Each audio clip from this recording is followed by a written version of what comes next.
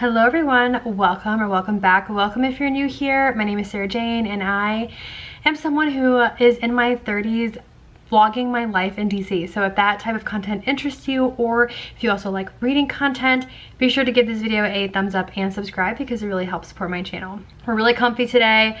I'm in like a sweatshirt, like sunglasses up, like very chill day. So we're keeping it casual and I wanted to talk to you guys about all the books that I read in the month of March.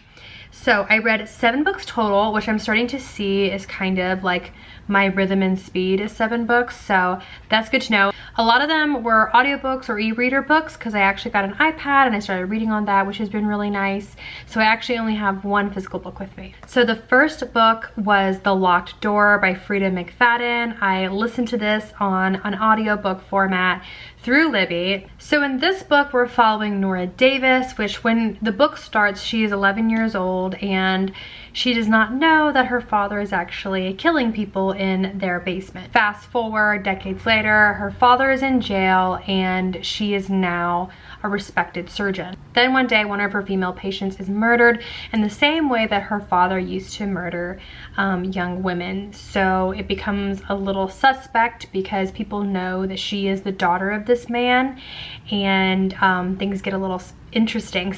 I'm a huge Freida McFadden fan, but I could not get into this book as much as I have previous books, so I only gave this one 3 stars, but I still did enjoy it. Next up, I read Finale by Stephanie Garber. This is the 3rd book and the final book in the trilogy of Caravel. Now, actually, I say that, but she has said that there is going to be a 4th book coming up. I think it's in October of this year, but up to this point, this is the last book in the series. So in this book, we have both Donatella and Scarlett, who are sisters, and they play the Caravel game every year, and we are picking up 2 months since the Fates have been freed from their deck of cards, and they're essentially like trying to figure out what to do about the Fates. We have Jax, the Prince of Hearts, also in this book, who is also in the Once Upon a Time Broken Heart series, also from Stephanie Garber. I did really enjoy this book. It felt like a lot was packed in the like 400 and something pages of this book, but I really enjoyed it and I gave it 4 stars. So next up, I read Majesty by Catherine McGahey, which is the 2nd book in the American Royals series.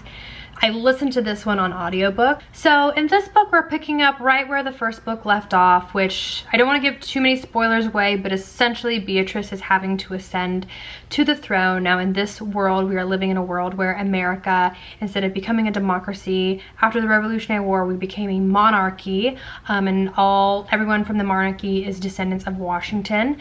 And Beatrice is going to become the first queen of America, coming to this point where she's coming to the throne.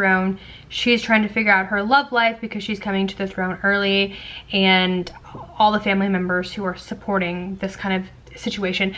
My critique to book 1, which I read last month, was that this series followed very closely Queen Elizabeth's like ascension to the throne, and I wish they had been like a little bit more unique. I was really happy to see that in this book, the 2nd book, we are deviating from the real Queen Elizabeth and how her life and coronation and reign began, and we're kind of getting a little bit more unique into the storyline. So I did enjoy this book. It did feel really long for some reason, like I just kept going, but I still enjoyed it and I gave it 3 stars.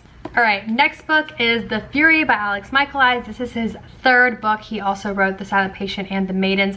I loved The Silent Patient. I did not love The Maidens, and because of that, I was really skeptical to pick up this book, but this was our book club pick of the month, and so I wanted to give it a try. So in this book, we're following Elliot, who is a playwright, and we are watching from his point of view as his friend Lana, who he adores, is kind of going through a bit in life. And so they go, Lana is a movie star, and so they go to her Greek island that she owns, along with some other friends, to kind of get away for Easter weekend, so perfect time to read this book. And there was a murder, and so it's essentially like a whodunit book. And because he's a playwright, this book is actually written in 5 acts, which I thought was really cool. Like I said, I was really skeptical going into this book just because I really didn't like The Maidens, but I actually really enjoyed this one, and I gave it 4 stars. So the next book I read was The Teacher by Freida McFadden. This is one of her newest books. This one came out in February of this year, I believe.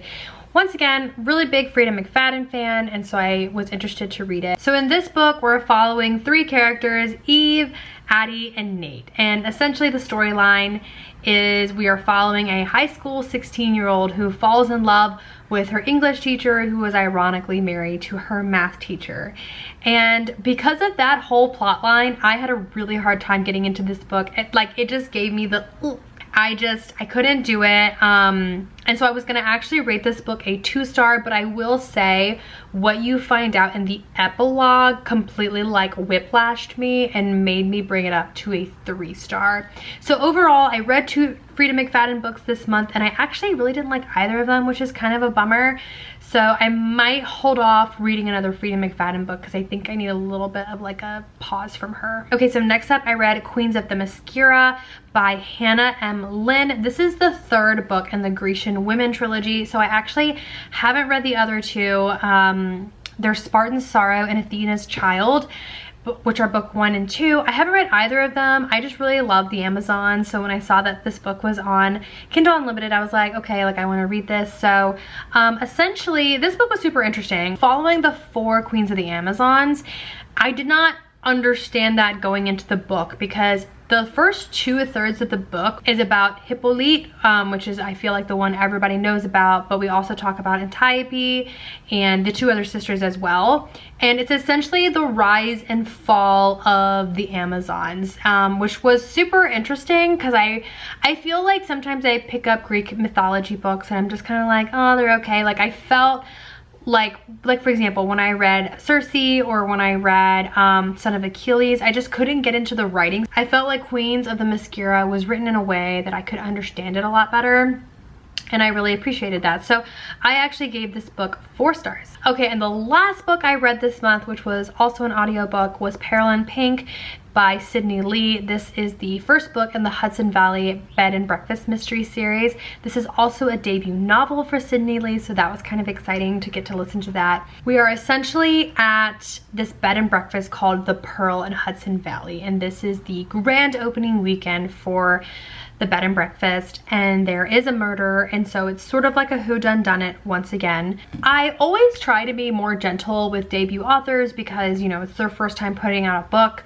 I will say I felt like I really liked the setting of the bed and breakfast. There was a lot of pink, a lot of fun colors going on, but following the flow of the murder mystery was a little bit harder for me in this book. So I might pick up the 2nd book, I'm not sure, whenever she releases it, but I did really enjoy being able to support a debut author, and I gave it 3 stars. I feel like I did not rate books very well this month. They were mostly 3 stars, so that's not great, but I still really had a fun reading month, and it was really nice to read a couple of those books on my new iPad, on my e-reader, as well as listening to them. So I count March as a successful reading month, though I didn't have a 5-star read. Now that I'm thinking about it, I need more of those in my life. Overall, I read 7 books, and I love that for myself. So anyways, let me know in the comments below what books you guys read this month, and also let me know in the comments below what is a good 5-star fiction book, because I really need one. I really need a 5-star book in my life. Especially because I have vacation around the corner. But anyways, I will talk to you guys in another one. Bye.